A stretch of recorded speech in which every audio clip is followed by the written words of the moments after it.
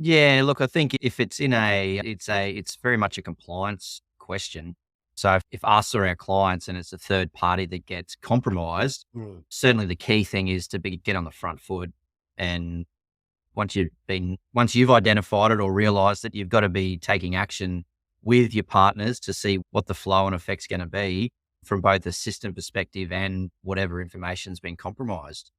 We see it a lot, or we hear a lot of stories in MSP world, so managed service providers getting targeted all the time because we're the ones that have access to all of our clients as well. But from a client perspective, it's really about you've got to have a plan, but you can only have a plan before the attack happens, and that's a thing that a lot are missing is that plan. About it What do you on the do? front. Like, how do you prepare? Even if it's a third party vendor, how Well, does a you've got business a prepare? process, yeah, and that's it. It really is. It's really a process, and a lot of that. If a third party vendor gets compromised, it's going into action straight away. So once you know about it, then you've got to go through a series of steps. And those steps will vary, but ultimately it's about understanding the breach itself. What happened? Do you have, and this goes for if you as an organization have breached at the same time. So it's a very similar process. What, what happened? What was compromised? And ideally finding out quickly how it was compromised because you've got to know the how so you can then remediate. Yeah. So the very first thing is to try and restrict the spread.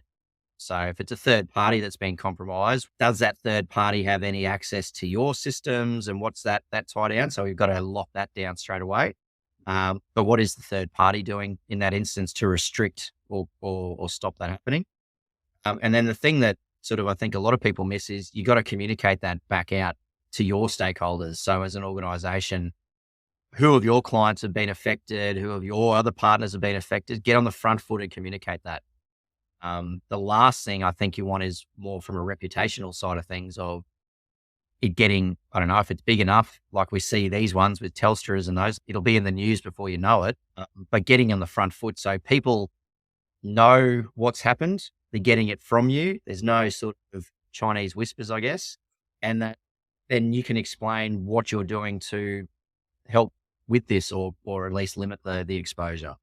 That's kind of it. And that's a response plan in general, regardless of whether you're the third party or whether you're the one who has been compromised.